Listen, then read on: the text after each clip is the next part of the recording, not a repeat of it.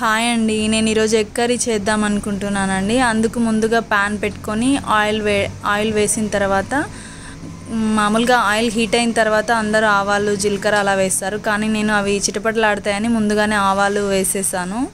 ఆవాలు జీలకర్ర వేసిన తర్వాత అవి కొంచెం ఫ్రై అవుతున్నప్పుడు ఒక హాఫ్ టీ స్పూన్ అలా అవి కొంచెం ఫ్రై అవ్వాలంటే చిటపటలాడుతుంటాయి కదండి. అప్పుడు ఫ్రై అవుతున్నప్పుడు కొంచెం హాఫ్ టీ పసుపు వేయాలి. హాఫ్ టీ స్పూన్ పసుపు వేసిన తర్వాత ఇలా ఆయిల్ మరుగుతున్నట్టు అనిపించినప్పుడు కరివేపాకు ఒక 2 రిబ్బల కరివేపాకు వేసుకొని తర్వాత మనం ముందుగానే ఎలాగో ఎగ్ కర్రీ చేస్తున్నాం అనుకున్నాను కాబట్టి ముందుగానే నేను ఆనియన్స్ అనేటివి కట్ చేసి పెట్టుకున్నానండి.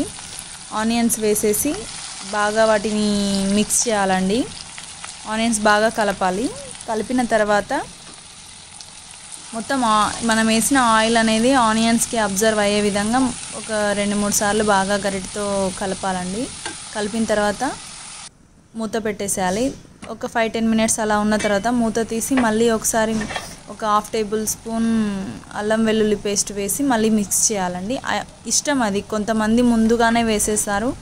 కాకపోతే నాకు కొంచెం ఆనియన్ ఇలా కొంచెం ఫ్రై అయిన తర్వాత వేస్తే బాగుంటుంది అన్నట్టుగా నేను ఇలా వేసుకున్నాను. మీకు ముందుగా నచ్చితే ముందు అయినా వేసుకోవచ్చు అండి.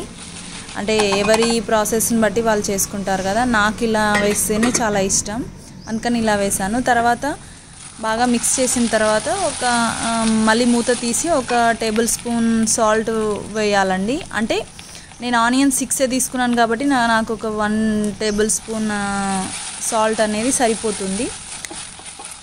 ఎక్కువ ఆనియన్స్ తీసుకుంటే ఇంకొక టేబుల్ స్పూన్ అలా వేసుకోవచ్చు. తర్వాత మళ్ళీ కలిపేసి మూత పెట్టేయాలండి. ఒక 5 మినిట్స్ అలా వేగనిచ్చిన తర్వాత మళ్ళీ ప్యాన్ మూత తీసిన తర్వాత ఒక టేబుల్ స్పూన్ కారం వేసి మళ్ళీ ఒకసారి బాగా ఆనియన్స్ని మిక్స్ చేసుకోవాలండి.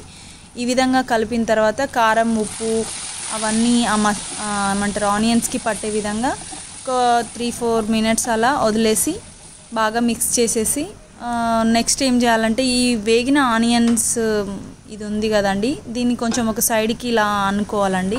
ఒక సైడ్కి సెట్ చేసుకొని ఆ పక్కన నేను ఎగ్స్ కొట్టుకుంటా అండి. ఎగ్స్ నేను 2 ఎగ్స్ తీసుకున్నానండి. 2 ఎగ్స్ని పలగొట్టేసి వాటిని ఏం కలపకుండా 2 ఎగ్స్ వేసుకున్న తర్వాత వాటిని ఏం కలపకుండా అలానే పెట్టేసి నేను కలపనండి. తర్వాత ప్యాన్ మీద మూత పెట్టేసి ఒక 3-4 మినిట్స్ అలా వదిలేస్తాను. అప్పటికి ఎగ్స్ అనేవి కొంచెం ఫ్రై అయినట్టు అవుతాయండి. చూడండి, ఇప్పుడు నేను ప్యాన్ పెట్టాను కదా, ఒక 5 మినిట్స్ కూడా పట్టదు, 3-4 మినిట్స్లో ఈ విధంగా అయిన తర్వాత ఒక్కసారి దాన్ని మొత్తం మిక్స్ చేసి కలపాలండి. ఆనియన్స్ని ఎగ్ని కలిపి ఈ విధంగా కలపాలండి. ఇప్పుడు నేను వీడియోలో చూపిస్తున్న విధంగా కలిపిన తర్వాత కొద్దిసేపు అలా కలిపి తర్వాత మళ్ళీ ఒక 1-1.5 మినిట్ పెట్టేసి మూత పెట్టి పక్కన పెట్టిన తర్వాత ఈ విధంగా అవుతుందండి. ఇప్పుడు ఇందులో 1 టేబుల్ స్పూన్ ధనియా పౌడర్ వేసుకోవాలండి. 1 టేబుల్ స్పూన్ ధనియా పౌడర్ వేసుకొని మళ్ళీ 1 మినిట్ అలా వదిలేయాలండి. తర్వాత కొంచెం కొత్తిమీరతో గార్నిష్ చేసుకుంటే ఎగ్ కర్రీ అనేది రెడీ అయిపోతుందండి. నేను ఈ విధంగా చేసుకుంటాను. మీకు ఈ విధంగా నచ్చితే ట్రై చేయండి ఫ్రెండ్స్. Thank you. వీలైతే లైక్ చేయండి, షేర్ చేయండి friends. Thank you so much. Bye.